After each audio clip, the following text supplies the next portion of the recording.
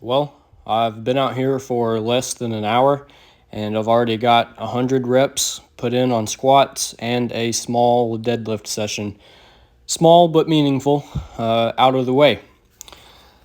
I'm very underslept today. Between taking a shower and eating and editing the video from yesterday, I'm running on less than 5 hours sleep today, 4 hours and 53 minutes to be exact.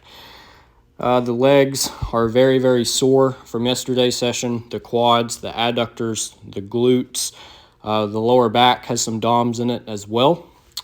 So I came out here today.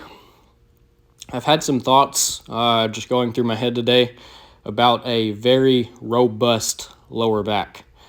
I think all proficient lifters probably have a very stout low back. I don't know of anybody that squats big weights or deadlifts big numbers with a weak lower back.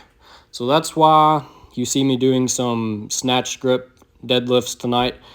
I went through a spell where I did snatch grip deadlifts pretty frequently, and the one thing I remember from that is I felt those reps in my glutes and my lower back a lot more than a typical deadlift. And that may be due to my form on these snatch grip pulls. I'm not really interested in learning how to snatch, especially out here in the garage on a concrete floor with metal plates. It's probably not the best for the floor, probably not the best for the weights, and I feel confined doing it in a squat rack anyways. But if I were to learn how to snatch, something just doesn't look right to me. I think my hips are positioned very, very high. You'll see that when I start the pull, they immediately shoot up.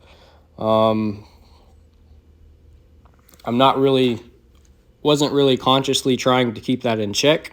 I was just sort of pulling on the bar and letting my body do what it wanted to do.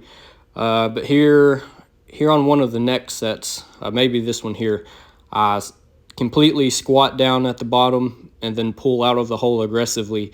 And the first thing that happens is my hips shot up very high.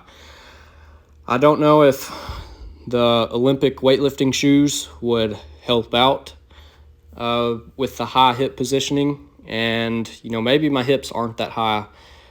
Just watching the video, I don't feel like there's a whole lot of power. But I'd have to sit down and watch some videos of people snatching.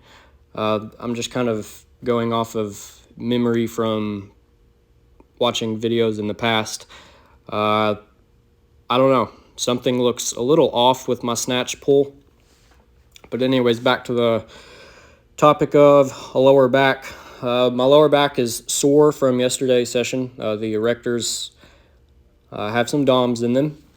And like I said, I'm kind of had some thoughts about just building a robust lower back. If you want the body to adapt to anything, just slowly place load over time. Progressive overloading. That's essentially what any form of training is.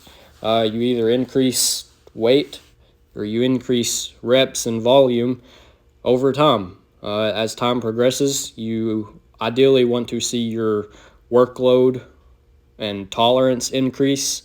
And so the only way to do that, well, not the only way, but the approach I'm taking is just chip off a little every day. Just because there's DOMs in your lower back doesn't mean that you cannot deadlift at all. Just put in a small session. Just a little bit more to force the body to adapt. Then after the deadlifts, I went to squats, took the bar for another 5x10, and then 135 for 2 sets of 5. That's probably going to be my entire session tonight. I'm running on less than 5 hours of sleep, and it is 7:53 right now. So therefore, I'm going to try to be in bed between 8:30 and 9 o'clock, just to catch up on some sleep I'm not entirely sure how big tomorrow's session will be. I'm kind of worried about what kind of shape I'll be in tomorrow. My upper back is still sore from the 45 pull-ups I hit 2 days ago, I believe, the day before yesterday. So the upper back is still sore, and then you throw on snatch grip pulls on top of that. That's a little bit more demanding on the upper back. Then, just an overall deadlift session.